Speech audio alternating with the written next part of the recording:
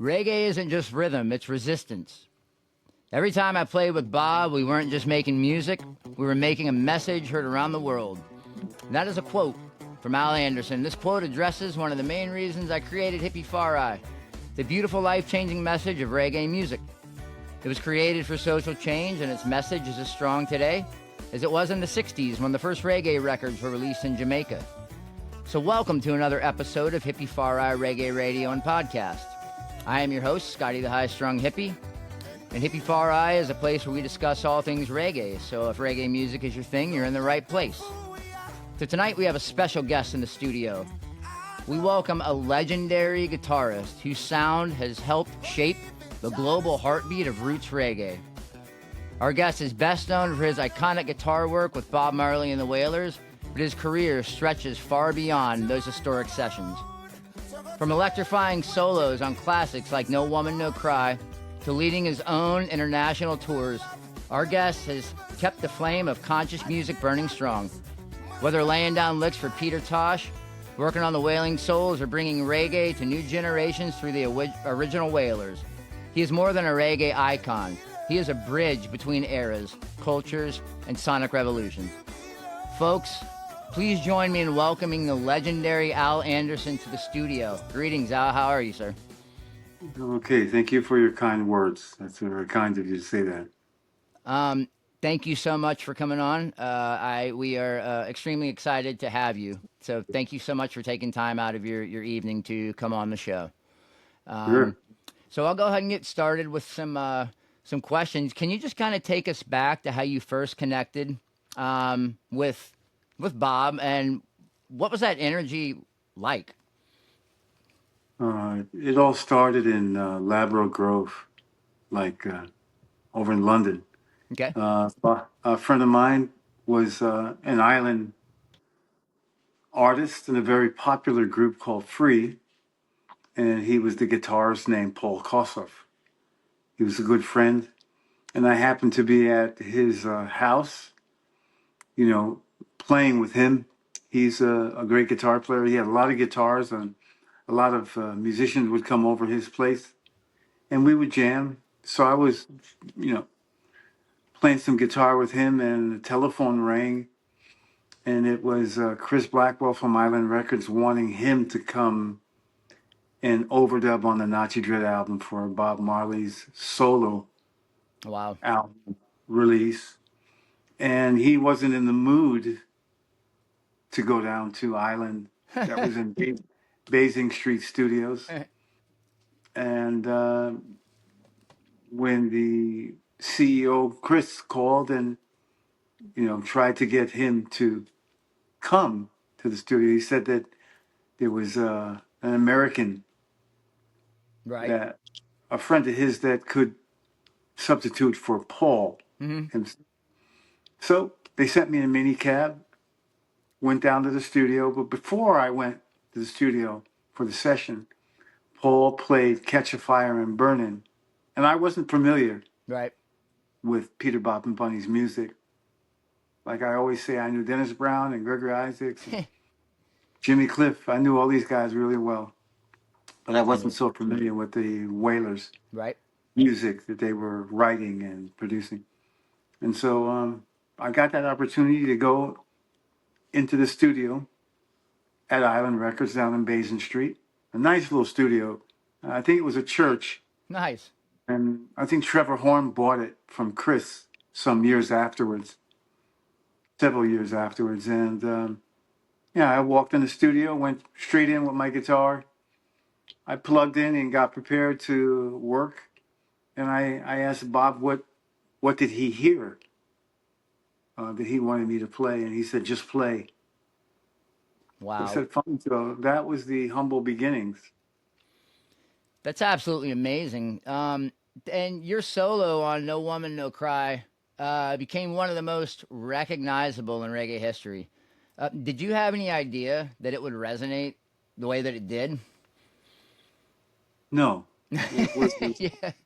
it was a magical moment where you just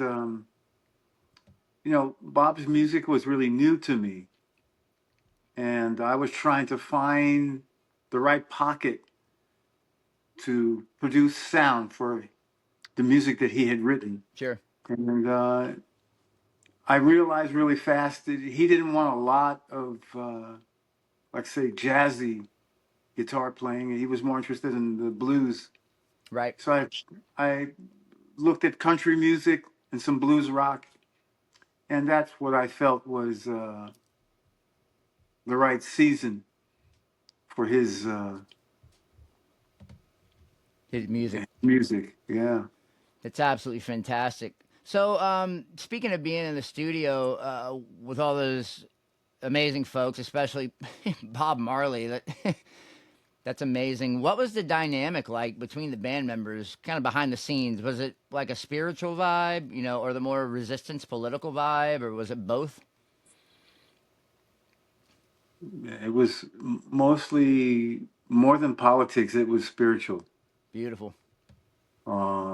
Carly Barrett was a very spiritual individual, along with Wire Lindo. He was very, very spiritual. Bob himself, and the band in general, and the I Trees as well. We were like a family that were constantly touring. We were never home. We were always on the road. We were either being recorded or recording or writing or producing. It was very musical all the time. Not in the beginning for me, Right. but as they've released Nazi Dread, after the release of Nazi Dread, Hmm. and people got to hear what was being produced and written and sang, and the lyrics, it became, uh, let's say, worldwide renowned. You know, Absolutely. So you were talking about playing on the Naughty Dread album. Is there one thing that you remember the most about those sessions that literally just stuck out to you? it finished really quick. I mean, after like maybe 45 minutes, I had done like 7, 8 songs, Right. and he just kept calling out songs. And I said, "Let me hear the next one, next one, next one." And a lot of these songs were like one take hits because I enjoy not knowing exactly what I'm doing. I like to improvise Beautiful. and kind of just jump in, Hmm. and hopefully I'm landing on both feet at the same time. Right. And after like maybe less than an hour, pretty much Nati Dread was wrapped up, and everybody was really happy of what was completed. So for me, it was really good because it was something new to me, and I added some energies into that recording that I hadn't put into any other artist that I had the opportunity to work with at that time. Right. And that's amazing. You walked in, you did your thing, and it became wrote the book on this music that we call reggae that is the soundtrack for revolution. It's absolutely incredible. You go in, you're just doing your thing, and years later it's still world renowned. So thank you so much for that. Speaking of that, how do you feel the message of that era translates to today's reggae artists and audience? It's a good question. Um, Nothing's really changed, Okay. really, but the players Sure. and the artists are the ones that have changed. The amazing music that was made during my humble beginnings in the early 70s, like 74, 73, December 73, is when I ended up in Jamaica, and I got to be around the most amazing artists. Dennis, Absolutely. Gregory, Jacob Miller, and all the Wailers. Hmm. Peter, Bob, and Bunny. Those brothers. Everybody was there. Dillinger, Iroy, Uroy, John Holt. It was incredible. Yeah. It was like a reggae Nashville, and there was great songwriters, great lyrics, and it's it's pretty much the same now because the mainstream is not going into Jamaica and looking at the real songwriters that are still there and the young songwriters like Samurai and Chronix, Right, right. Jesse Royal, and Mm-hmm. you know Protege and these guys that are keeping up the carrying the flame for the artist of my humble, like I say, humble beginnings and my era. And yeah, it's changed in terms of there was a lot of musicians that were in rock bands that decided that they would kind of give rock and roll a back seat Right. and put reggae with what they're producing and writing. And like the Cali reggae is really popular. All the reggae around the world, reggaeton, Yes. became Yeah. very. Right. Yep. So things have changed, but the real G's and the real songwriters, Capleton and Sizzla Yeah. and Boudreaux, Beanie Man, all those guys, they're still there. Yes. Regardless of whatever you want to call it, music is reggae music to me. Absolutely, man. So the crowd is the same. It's gotten younger, it's gotten older, Mm-hmm. it's gotten more. You know, the crowds that are coming to the reggae shows today are becoming very vast, Sure. especially in Europe. The festivals and Oh all yeah. the Mm-hmm. Cali festivals and Yep. Duderman Productions in Yep. Florida. There's a lot of shows here. 100%. Robbie puts on a lot of shows here, and there's a lot of Ineffable Yeah. Music Group is Absolutely. involved with a lot of really big reggae bands like Stick and Collie Buds. Stick Figure and Collie Buds is Yep. bringing really big audiences to To people. yeah, to the genre. Absolutely. And it's great that you mentioned Sizzla Kalonji. I've been a fan of his since I was like 17 years old. His track Mockeries and Phrase burned in my brain. It's absolutely beautiful music, and he's still pumping out some amazing Yeah, stuff. But all the artists that you mentioned are definitely carrying the torch, and that's a beautiful absolutely. thing. Mm. Because there's a reason for reggae music to continue. And I said once everything's perfect and the world is perfect and there's no inequality, then reggae music, might not, but for now, it's still carrying that torch and its message is as strong today as it was when it was created in the 60s. And that's such a beautiful thing. Now, you worked with Peter Tosh, Black Yeah. Aruru, the Wailing Souls.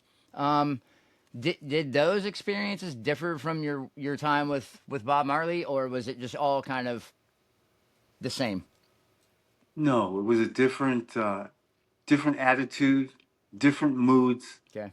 different musicians, and Carly and Family Man and Tyrone and Wire was one thing, and then when you really look at working with Peter Tosh, Mm-hmm.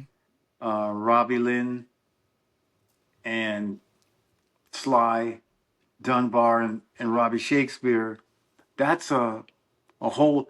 It's very similar, but very different Right. because of the attitude and the moods that these artists and brothers. They're like my brothers, man. I was around them for so long. I toured with Peter for a long time. I toured with Bob for a long time. I got to play with Peter, Bob, and Bunny in Kingston Yes. and saw how they were accepted in their own world in Jamaica. So yeah, it was different. When we backed Black Uhuru Mm-hmm. on some Sunsplash tours, Yes. but the Wailers were not the group for Black Uhuru. Right. Yeah. It was totally different. Yeah, Completely different. Yeah. yeah, Black Uhuru was Robbie and Sly hands down. That's I salute. They're the greatest. Some of the greatest musicians I ever had the pleasure to be in a studio and live with and work with when I was in Kingston and been on the road many, many years with these brothers. It's a joyful memory to remember how different and how incredible the tours, the Sunsplash tours. Mm-hmm. We backed many bands for the Sunsplash tours, and We the People was another group with Lloyd Parks and Dean Frazier and Derek Barnett and his crew. Like I said, it was like a reggae Nashville. You had the artists, the writers. You had the producers, Steely and Clevie, and all these, Clive Hunt, all Right, these, there you go. Coxon, Duke Reed, all those That's awesome, man. incredible musicians and producers. So it was like a reggae Nashville to me. There was always, I used to see Sly on the road. Like I'd be driving all over Kingston, downtown, uptown. I see Sly Dunbar with his stick bag, and he'd be on the road getting a mini cab, going to another studio. Yeah. And then down the road, I see Carlton Barrett, from the where he was going to a studio. The same with Sam Family Man and Shinna, and everybody was working because there was, in the early mid '70s to Mm-hmm. the '80s, the session scene and songwriting and the whole genre of reggae was completely different to what it is today. Sure. It was so much more enthusiastic in terms Vibrant. of and it was all coming out of Jamaica, and no other parts of the world really could say that it was the same. Right. We all love reggae music, and a lot of artists from different parts of the world can play reggae music, but nobody can really substitute the fact that the Jamaicans had that as part of their DNA, and it belongs to them. Amen. 100%. Completely agree. And it's awesome that you had touched on, playing with Black Aruru. Mm-hmm. Incredible songwriting, and you got Robbie and Sly. You can never go wrong with that. Yeah, and their album Brutal.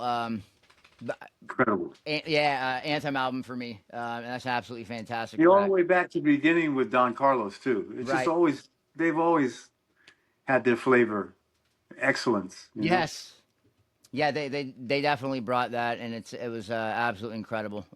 It was completely different from Bob, the Certainly. Wailers, the Mighty Diamonds, and all the other artists. Yep. They had a sound. Yes.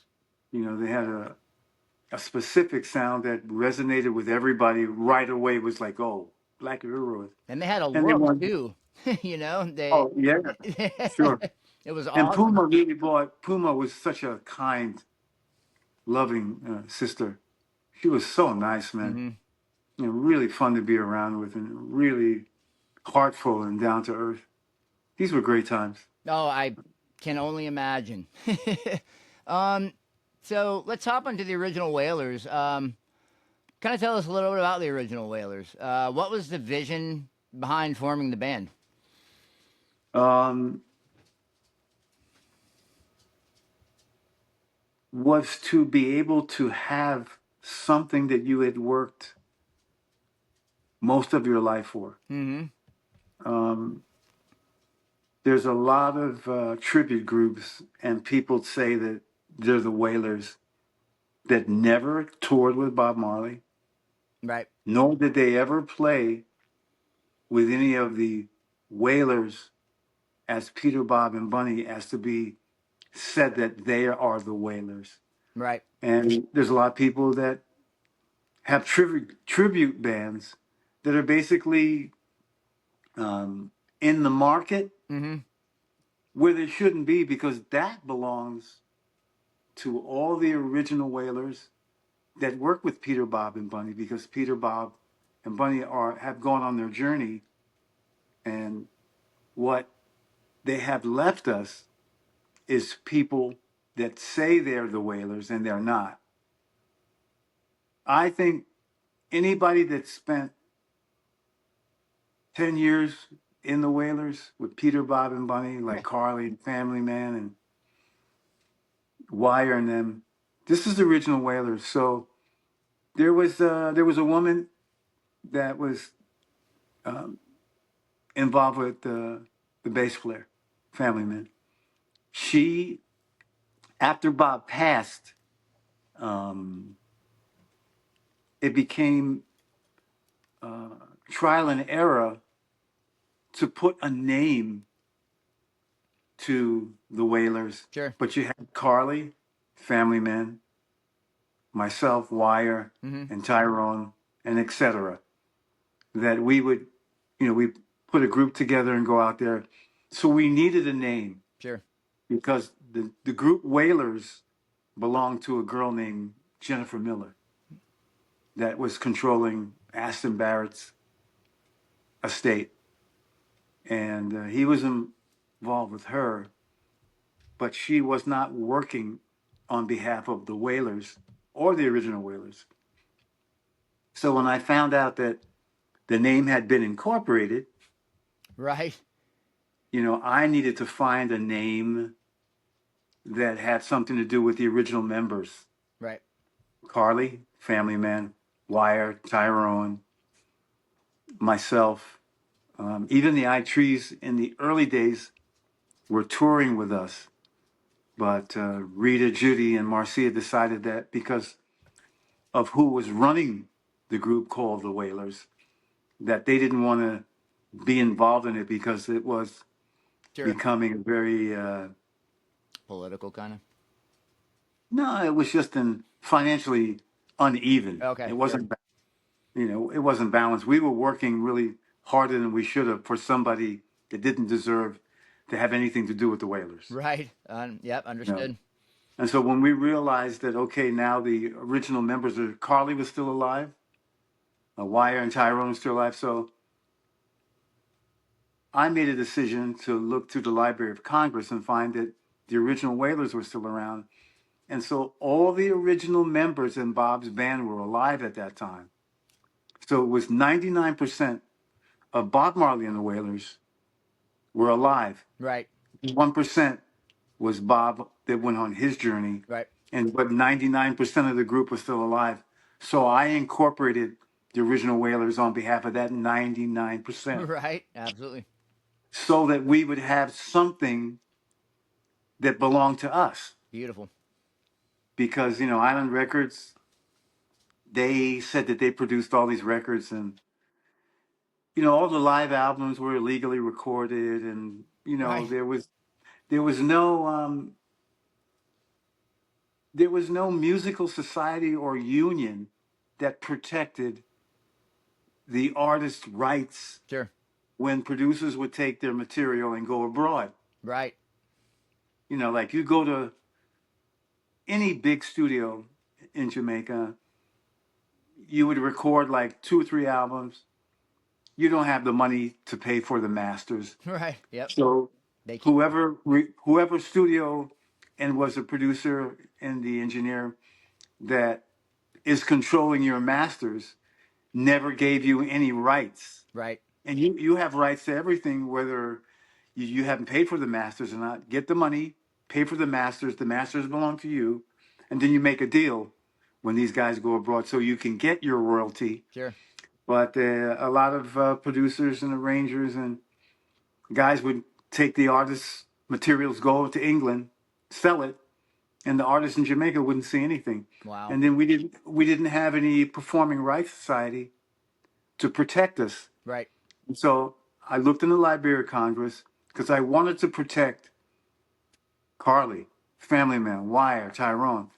We all collectively knew that if we had a branding, we could continue working on behalf of what Bob Right. left us and told us how to go forward. Because I spent maybe 5, 6, 7 months with Bob before his journey when he was in Germany. I was living in Hamburg and he was living in Tegernsee Okay. and in Bavaria, in München area. So I was just come from some part of Germany where I was working and visit him because I lived in Hamburg. Right. So I'd come from some part of Germany where I was working or from home in Hamburg and come to him in Tegernsee, and we would sit around. Skilla was there, Dr. Pee Wee was there. Um, Early Morning Bird was there. I was there. Miss Booker was there. Rita was there. Diane Jobson. And, you know, it was like the people that were around Bob a lot of his successful Sure. career were there trying to find out what he really wanted to happen to his music when he would go on his journey, Sure. because he was still alive, and he looked as though he was coming back to himself. Mm-hmm. Like I thought he was healing from Dr. Right. Issel's therapy, but you know, his health, you know, had some balances where, you know, sometimes he felt great and other times from the therapy, you Right. know. And he would just talk about um, the days that we were touring and when we got our first gold albums and the live records and stuff, and Sure. how he really wanted to just get healthy again and go back on the road and get back into the studio and just put on those shoes and run again and play all the ball that he's famous. He's a great baller. The guy was fit. Oh, hell And yeah. it's just, you know, if you look on Bob's foreleg and his foot, when he kicked the ball for his size, it was like anybody 6 feet or over. He was powerful, Yep. really strong. And, you know, him and Skill were the great ballers in the yard, along with like a whole bunch of other. We had a lot. It was football before music Right. Right. at Tough Gun Studios. It was all about the football game. And the Melody Makers pursued the same thing too. You'd go when they were in Hope Road, and they would be playing ball just like their fathers. And, you know, there was a lot of athletics going on and training and going up the Cane River and running on Hellshire Beach and everything like this, Bull Bay Beach. So he was fit. You know, I had rarely worked with an artist that was so in touch with his diet, his philosophy, his music, his being, Sure. as Bob and the Wailers, Peter and Bunny. And so they introduced that spiritual thing to me that I saw from them, that because when the three of them were in a room singing together, I mean, I played with some, there's nothing like it. Oh, I'm sure. There's just nothing like it. Yep. Perfect harmony. Yep. And just how the three of them, can you imagine being in a band with Peter, Bob, and Bunny? You're playing all the Solomonic catalog. You're playing all the Peter Tosh's catalog. You're playing everything that Bob wrote. Then you got Judy Mowat, who's got Black Woman and all, Young Gifted and Black Marcia, and then one draw, Rita Marley. There's nothing but material. Sure. So they could have been the world's quintessential greatest reggae band of all time if we could have manifested, because I never came into the picture to separate Bob from his two brothers. Right. You know, so it was like, hey, this guy's coming from America and he's going to go on the road with Bob, and we're not. So I could never take their place. Of course. There's no way in hell I could ever take Bunny or Peter's place, Right. because they were that heavy. They were the real deal songwriters, the real deal Rastafarians. 100%. And so their philosophy and their being, you know, it rubbed off on me, because I was looked out as an outcast, because I never came from Island Records from England to come to Jamaica to separate them. I wanted to be part of the glue Right. that was going to keep them together. Hell yeah. But, you know, we had a lot of meetings with Island CEOs and ARs, and so they wanted Bob to go solo, and he did. And everything is what it is. Right. But for me, I incorporate the original Wailers only so that the individuals that worked with Bob after Bob went on his journey would have something to collect in the Yes. future. And now we've got all these people and tribute groups eating our food and giving us the crumbs. Yeah. And they had they have had nothing to do with Bob Marley and the Wailers. Right. You know, I don't have to mention their names. Everybody knows who they are. But I don't think it's fair. So Yep. that's why I incorporated the original Wailers. So Carly, Yep. Family Man, Wire, Tyrone, myself, and the people who were on that came in later could have something to say, hey, this belongs to us. Amen. And we lost all the names I've mentioned except one or two other people. Right. And I think that I feel it in my heart that Bob is, along with Peter and Bunny, see and know everything that's going on the ground here. Sure. And so we're just trying to do the best that we can to honor all the time that, you know, I spent in their world in Jamaica and with them as Rastas and as musicians. Because it was a lot, it meant a lot to me to come from England and be in a Rastafarian community. They changed my diet. Right. They changed my way of thinking. Hell yeah. And I learned a lot more respect about people from small islands that I was never so more familiar with until I moved and lived in Kingston, Jamaica. I went straight from Norman Manley Airport to Kingston 12, That's awesome. trench down. So I witnessed the development of all these years. If you go to New Kingston now, it's a whole new world. Sure. I bet. Absolutely. Well, thank you. That was absolutely phenomenal, man. About brought a tear to my eye when you were talking about talking to Bob right before he went, and you know, he wanted to get back out and tour and play again. I can only imagine what we would have now if, you know, he had stayed with us longer. You know, I think about it, and it would definitely be fantastic. But thank you so much for the original Wailers carrying that torch and you know, continuing the work in his name. It's an absolutely beautiful thing, and we love you so much for that. Oh, thank you. Have you seen the industry? I mean, you what you just described. I don't think anybody had you know that well that I know has been that close, that up close and personal to the reggae industry in Kingston.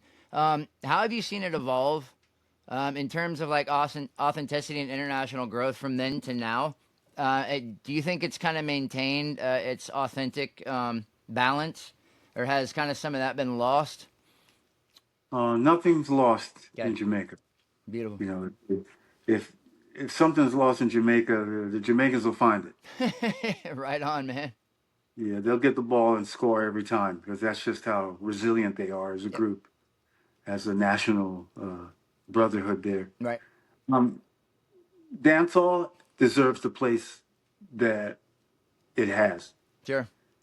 It hasn't taken over reggae music in terms of the spirit of Right. reggae music because I think that's all united. Mm-hmm. I think all the dancehall artists, including Vibes Cartel, are very competitive, Yes. and that market for outstandingly performing in front of their crowd, and now to see that it's gone into the thousands and arenas and everything. So it's reggae music is being uplifted Mm-hmm. by the dancehall artists, Certainly. and there's conscious dancehall artists, 100%. and there's slackness with certain dancehall artists that is accepted in Jamaica because they're speaking the language to the people who understand everything that's being said and the philosophy of the thought. So that's what I like about no one's ever lost. You go to any big name dancehall artist, once they start talking, all the Jamaicans know exactly what's going on, Right. you know, and they have their own genre and their own newspaper that they're lyrically giving to the audience that makes so much sense to them. So it's changed in a lot of ways, Mm-hmm. but at the same time, reggae music is responsible for the biggest change from that time, from ska. You know, Amen. there's been there's been no other music that jazz and the real blues artists, this Buddy Guy, and few of them left. So blues never got its right deserves. Blues deserved a bigger platform. Jazz deserved a bigger platform. You jazz is so sophisticated and such a chess game to figure out and play that I think that just by having festivals in Europe for jazz artists, and because back in the '60s it was all about the juke joints and all the nightclubs that jazz musicians could play in, but it got limited. And then here comes reggae music, boom, with Bob Marley, and it's become like a worldwide thing. The whole One Love experience. 100%. I don't think there's two words still that are more powerful than that. I really don't. Yeah, and it's just changed the whole demographics of what it was from the '60s, and it's still in its purest form because you've got artists in Jamaica that nobody knows about that are still some of the most fantastic ghostwriters and writers on the planet because Jamaica has artists that are extremely poetic, and the Wailers were one of them, along with many, many others. Absolutely. That's a beautiful thing, man. And like I said, once again, to be a part of it and to It's see an it. evolution. I Yes. would say, not to cut you off, No, that's it's fine. truly it's a musical evolution every year because you have all these new artists. Mm-hmm. There's so many new artists from Jamaica doing big things that are signed with really big labels. Sure. You got Shaggy, who's fantastic, and look at Shaggy's career. Right. Look at Inner Circle and Third World, Yes, like my absolutely. brothers. These. I played with these guys, Oswald, and oh my God, Mighty Diamonds, Yep. and you could just name thousands of groups. Alfie and Donna, I loved them when their Sure. thing came out. Steely and Clevie, and the great Gerg Isaacs. How can you get around how incredible poetic that brother was? Sure. And how Dennis Brown, from 16 years old, was one of the biggest and the greatest singer or artists and stars that Jamaica had seen from Yep. years, from the 50s. So I don't think that um, there has been some drastic financial changes, Right. but Jamaica will still maintain the crown for having uh, kept the scope on their national identity with the music and tourism and everything that. If you go to Jamaica, you'll notice one thing: everything tastes better. Coconut water is more pure. Right. You got whitewater rafting, Mm-hmm. and you've got incredible athleticism and just philosophy. Everything's there. It's just that the all of Jamaica really needs to ball up and unite and Sure. stop fighting each other. Because we've got that problem all over the world. It's not even Yeah. Jamaica. Amen. It's fighting and wars all over the place. But Jamaica is such an incredible place in our Western Hemisphere that uh, with tourism, people can culturally see how incredible Jamaica is. And it's only 45 minutes away from the centerline cities and territories that are near, like Florida. 45 minutes, you're in Kingston. That's it. Yep. That's a beautiful thing, and I love being that close to the epicenter of the music that I love so much. Yeah, Absolutely. that's an that's an amazing thing. I, I I I hold that dear to my heart, 100%. So, what's next for you musically? Obviously, you're going to continue the original Wailers.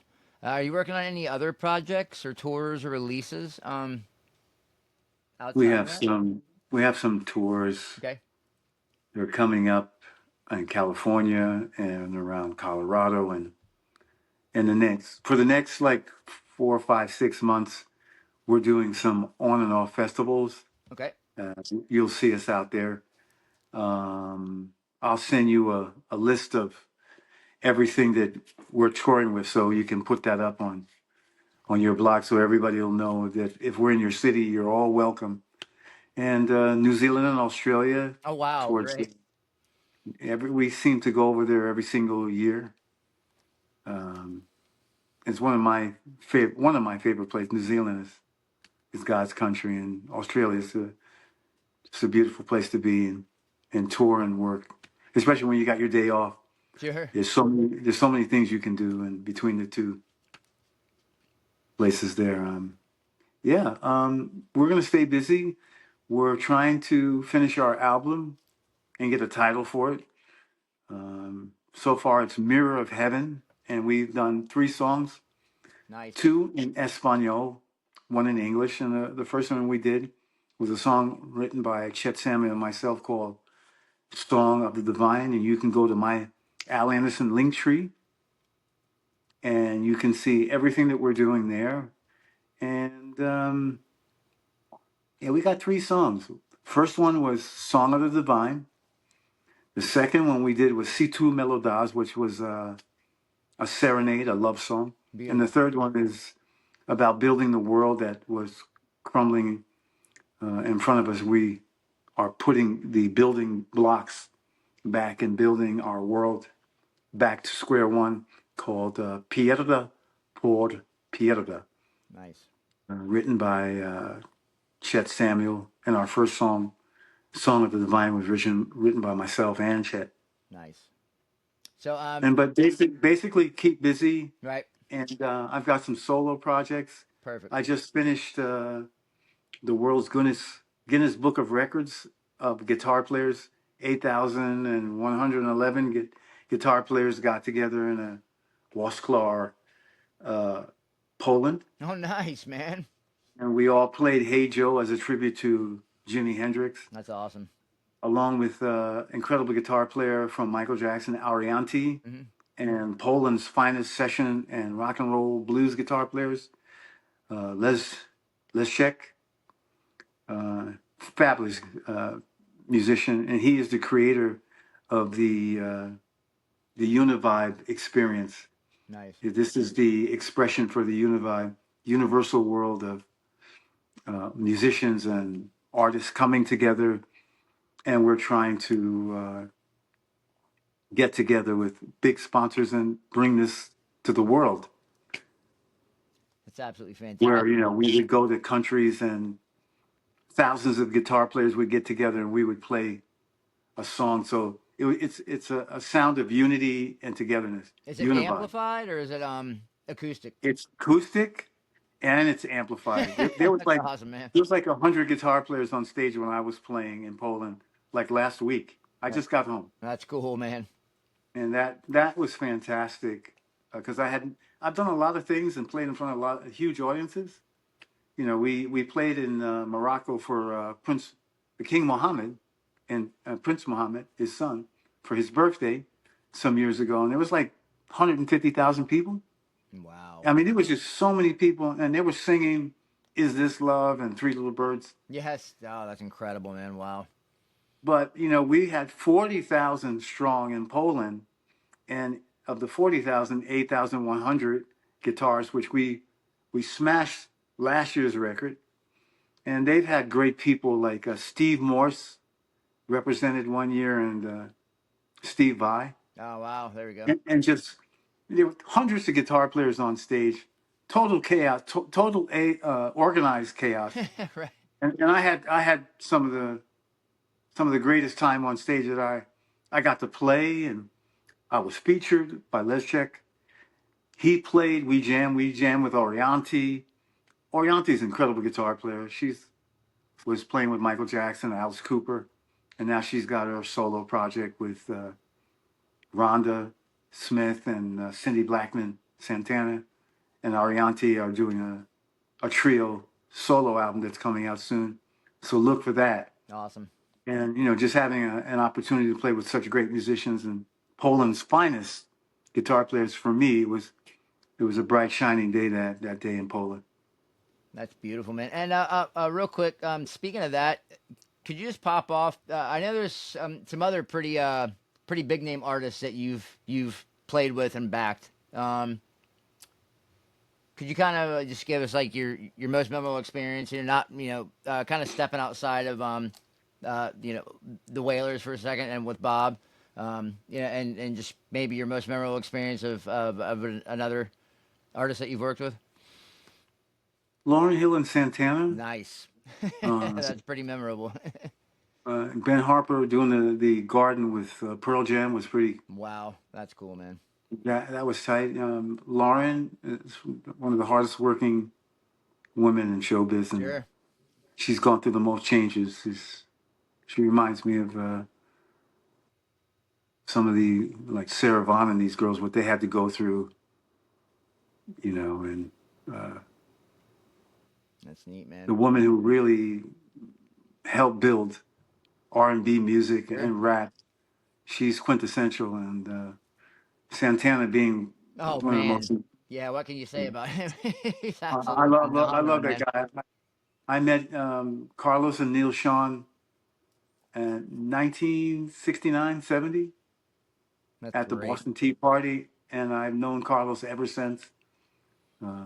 I see Neil at a lot of the NAMM shows, and I've been to a bunch of Journey shows, and uh, these guys are great. Peter Green from Fleetwood Mac played Nice. with them. Allman Brothers. I played during the recording at the Fillmore East. I got to play Dwayne's guitar one night with Johnny Winter and Dickie Betts. That was, yeah, I've been around. Absolutely, man. That's beautiful. Um, what a life. You know what I mean? One that a lot of people could only dream of. But you definitely lived it, and you're still living it, and that's an amazing thing. You're still touring. You're still putting out great music, and that's incredible, man. That you're not stopping. I love that. Um, I that's ain't no awesome. stopping us now. We're gonna keep moving. Hell no, man. That's great. Yeah, Thank you we so lost much. we lost the greatest drummers and bass player and keyboard players, Tyrone and Wire and Ibu. We've lost a lot of artists from Jamaica lately, and Max Romeo Yep, and Scratch. that just happened. Rest in peace. Yeah, and Tabby from Mighty Diamonds, and um, we're just trying to make the music as strong as we can. What's left, there's a lot of muscle left, so we're just trying to put everything in the right place and lift that weight and carry it. Just carry the weight. Keep reggae music on the strength to strength on the up. Yes, 100%. Uh, thank you so much. That was absolutely phenomenal, man. Hearing your beginning, coming from America, going in to Jamaica, working with these guys, stepping in, impressing Bob like that, doing your thing, and just really kicking ass the entire way. And it started out with that, and you've worked with the best in the industry. That's just absolutely amazing, man. I was very lucky. It's funny. A little bit of I talent was didn't. in there, I think, I too. never. Nothing was planned. No. No agent or manager or anything. Right, that was kind of my point. You were like, you just kind of, it just kind of Yeah, happened. I was a kid. I was a kid that ran away from home, Yeah, went to London, and got with all the guys like Traffic and Free and Maynard Ferguson's guys put me up, and uh, I'm sleeping in the studio and working as a tape op, right. and then I'm at Paul Kossoff's house, and I get a call, and it's Bob Marley's record CEO introducing me to Bob Marley's music, Yep. wanting me to play on his music, and then take me throughout the whole world. And that's when my journey really started internationally. Was working with the Wailers. I really got to see a lot of the world that maybe I wouldn't have seen Right. on my own, possible. But You're it in, was, you're in the right place. That's so neat, man. Um, yeah. yeah. Look what that's. Yeah, that's an incredible story, and I'm so glad that you told it. People are gonna listen to this, and that gives your story gives hope to people. Yeah, Anything just can stay in happen. there, man. Practice, practice, practice. Right. Stay in the game. I get with my message to all the musicians and artists and people that want to do music, Yep. and those who are interested in music and don't know how essential it is that you have proper management, Sure. especially if you're professional. If you're early in the game and you're just learning music, get with people that are going to take you to your next level. Right. And never, and you're going to find that jealousy and envy is in everything Sure. competitive. But if you step outside of the competitive world of music and competition, you can always be like that monk that's studying, that meditation Sure. for a good for only positive energy, and just always be protected. Write your songs. Um, make sure that you have all the credit that belongs to you in the Library of Congress. Have publishing, have good lawyers, have good Right. accountants. Yep. If you're a professional, have these good things, and have your publishing company. If you're writing songs and you're touring, have your management and have your lawyers and accountants working together and protecting you and not taking advantage of you. Yes. Because I know some of the most amazing artists that are selling millions and millions of albums, and they got a bad deal. Right. And it's only because they didn't take the time to investigate how Sure. important it is to have that shield of protection around you as an artist, so you always be able to pass something on to your family or your loved ones. And because we've worked 50 years representing Bob Marley and the Wailers, Right. Peter and Bunny and the Wailers. And like I said, there's a lot of imitation out there, and there's a lot of carbon copies. Sure. We just want people to realize our struggle, what we went through, and to be able to perform at the highest quality without anybody taking your dignity away from you. Right. 100%, man. Very, very well said. And that's very, very good advice. Because a lot of people they don't consider that. Yeah, they'll go out, they're really good, they get an album deal. Yeah, I'll take it. That's what I've been waiting for. And then that guy who just gave you the deal is like, well, that's what I've been waiting for too. Now I'm gonna take everything you make. Yeah, And it's yeah. sad. It's I've sad. been I've been through that for many many years with record company A&R people and heads. Sure. The Wailers was the most interesting because they sold millions and millions of albums, Mm-hmm. and unfortunately, the record companies didn't recognize they were taking advantage of the rights. And when somebody takes advantage of your human rights, there's something wrong with them. Amen. And so we got to protect all the Jamaican artists by giving them the right advice and having a performing rights society that's going to look after Jamaican artists and all artists' music to protect them for the betterment of their future and families. That's wonderful, man. So you're not only an amazing musician, you not only wrote history with someone who completely almost created a genre. You're also advocating for people too. That's absolutely fantastic, man. That's true art right there. I definitely appreciate Oh, that so thank much. you. Thank you, man. And I know a lot of people appreciate that. So I hope people definitely take heed to that, especially the younger people in the industry that might get Yeah, approached. that are really talented and, Yep. you know, they're getting like offers and interest. Sure. You protect yourself at Amen. all times. It's like, it's that's the first thing the ref says when you step into the ring. Protect yourself at all times. Yeah. You got to keep your gloves up so you don't get punched in the face. It hurts. Exactly. Oh yeah. Especially later on in life. Sure. Absolutely. Well, yeah, I reached out to you, a couple of weeks ago. I've been corresponding with you back and forth email, and it finally happened. Um, Sure. I can say that I am completely honored and blown away to have had you on my podcast. You're a complete legend. Um, I can't say enough about you. And then hearing your story from you just solidified it. That was absolutely incredible. Thank you so much for sharing that. It wasn't just playing with Bob, and you went in depth on a lot of things, and that definitely means a lot to us over here. So I just want to thank you so much, Al, for coming on and continuing the legacy.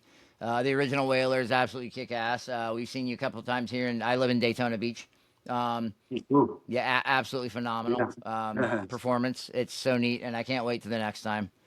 Ooh. So, thank you so much for coming on. We definitely appreciate it.